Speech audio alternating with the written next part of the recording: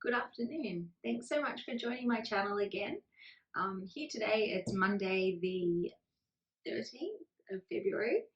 Um, just want to make sure I mention that my boys are home watching the NFL replay. So if there's any random screaming or yelling, you know what that is. I'm sorry about that. Um, so thank you again for hanging in there with me and coming back to listen to some more of what I've got to talk about.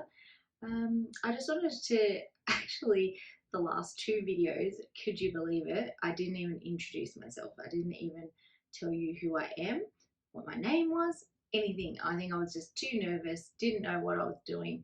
As you could probably see, one of the videos I actually filmed a portrait rather than landscape. Anyway, I posted it because it was a lot of filming, so it's up there anyway. But next time I make candles, I'll film it again. So um, I'm Alison. Thank you so much for coming along and watching me in the start of my candle making business. So a little bit about me. I'm 45 years old. I live in Greta, which is a suburb not too far from Newcastle in New South Wales in Australia. I am 45 years old. I have a husband, Steve, and I have two grown children. I have a daughter, Lauren, and a son. My daughter is 22 and James is 20. So they're all grown up. Lauren doesn't live at home with me and her dad, and James still lives at home. He's doing an apprenticeship, so he would love to move out, but the way prices and things are going, he'll be with us for a little while yet, I think. So outside of those little fun facts, I work full time. So I work two jobs. I have very luckily been able to, last year actually, negotiate and move all the hours across 4 days of a week. So I do full time hours in 4 days of a week for the two jobs. So that freed me up to actually have Mondays off, which has been amazing and so good for my mental health. It's been the best thing ever. But now that I'm starting a candle making business, Mondays really are going to be Candle Monday. Every Monday, whatever needs to be done for the business, whether it's making candles or working on other things, that's what that day will be used for. So because I'm lucky enough to have two jobs and basically equaling a full-time position, I am able to, pay for the start of the candle making business. I wouldn't be able to do it if I didn't, and I certainly wouldn't be able to quit my job. I would definitely not be able to pay my bills if I did that right now. So with my two jobs, I can invest money into the business so that I can help it get started. And hopefully, I guess, if I'm really honest, my goal is just to make enough to cover my website cost and enough to cover materials to make more candles. If I make money on top of that for the moment, that is going to be an amazing bonus. If I can cover those two areas of costs, I will be super happy. So that's what my goal is at the moment, and that's what I'm working towards. So my past roles in whether they've been sort of a career or just a position that I've had some varied roles. So I've been a manager where I've worked, very closely managing people. I have also worked in administration, anything from reception work of answering phone calls, helping clients, right through to assisting with financial side. Then I currently do bookkeeping as one of my job positions, and I'm also a scheduler, and I have also previously been a support worker. So with these roles, I have some really great tools and some really awesome experience. I believe that I'm hoping I can use what I have learned and put into other people's businesses. I'm hoping that I can put it into this business and just see what happens. I'm really excited to see where that will take me.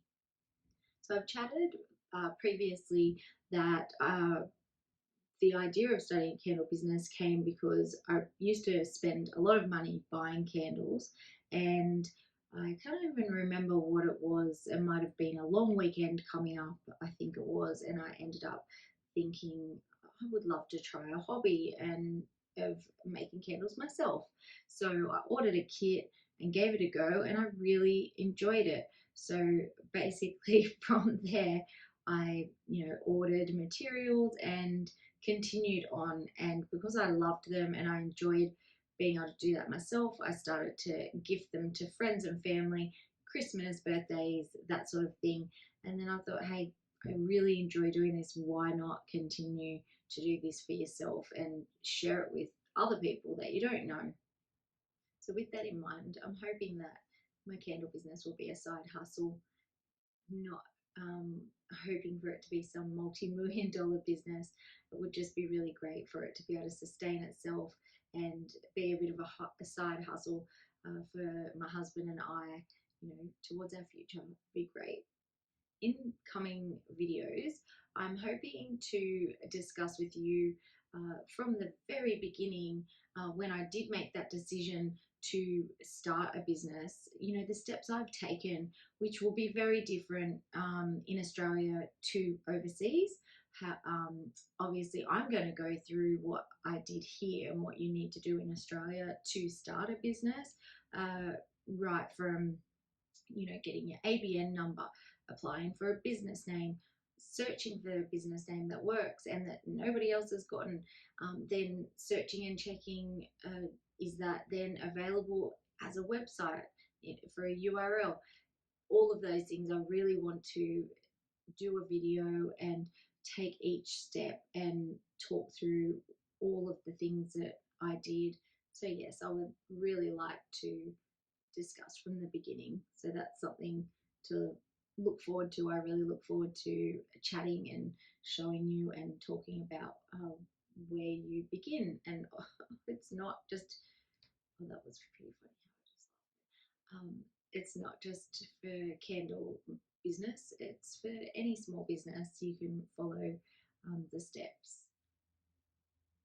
Over the last week, few days, I have been working on the internet presence. So the website's presence, my presence, trying to get um, the business name out there so that, when people Google you or they're searching for something, hopefully you will pop up. So that is what I've been working on. So SEO, search engine optimization. That's what I have been working on. Working on this is certainly not an easy feat when your website is new and you don't have a lot of traffic, because the way that Google works or search engines work, I just are not found that quickly without traffic or other factors. So that's what I've been concentrating on. I'm watching videos, reading lots of articles of small things that I can do. I don't have a big budget that some businesses may have that they can pay someone else to do it. So I need to do the research and I need to work out how to do that myself and do everything that I can. I have also worked on setting up quite a few socials. So I had Instagram set up from the very beginning, but in I think probably about a week ago or so, I set up TikTok and uploaded some videos to TikTok. And then I've also done YouTube. Duh. And, not saying that that's something that you would have to do to increase your search engine optimization, but for me, it's something I wanted to do anyway. And the kids were on to me about doing TikTok. I probably wouldn't have done and started a page for TikTok for my business, only that, they're what did I say, 22 and 20, and they were like, no, mum, this is, you know, what it's all about now. You need to have a TikTok. So that's why I did a TikTok. I got lots of learning to do there, as well as here in YouTube and also on Instagram as well. So what other people might set up Twitter, Facebook. Facebook's huge.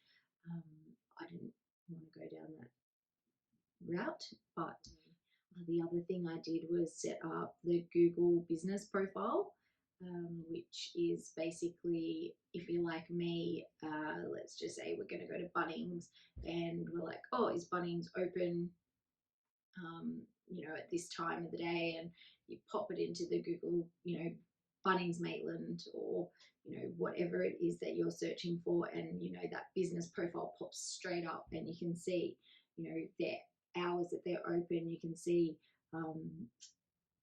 reviews about things. You can have a link to their website. It has everything. So I set that up, and I did that probably, I think it was middle of last week, and it was a little bit of a process. At first, when I did it, then it was like I couldn't even find it if I searched myself specifically, and I thought that even if I had to scroll a fair bit, that I would find it, and it didn't. But slowly getting there, I think it's slowly moving up, but it's going to be a big thing to work on. The other thing that I did. Or another thing that is hugely important on the business profile is reviews, which I just mentioned. So, you know, that's a massive part about customers having faith and, you know, taking that leap to spending money in your website, which I probably are exactly the same. If you search a place and there's no reviews, you're probably going to just keep scrolling, or, you know, move on to something completely different. The other part of the search engine optimization that I have been doing is working on product information, specifically products for now, inside my website. So making sure that the product's page title and meta description are maximized to be found as best as possible by Google or any of the search engines. So the videos that I have watched and followed, the step-by-steps, pretty much for dummies, which is me when it comes to this sort of stuff, have gotten you to do keyword searches and find out what words that are specifically for your business. For, you know, for me, it would be, people might search soy candles, or they might search soy candles Australia. There will be a million different searches, and depending what business you're in and what keywords that is, but then finding out what are the most popular keywords, and then using those within those title descriptions or the meta descriptions for your products. And I know you can also do that for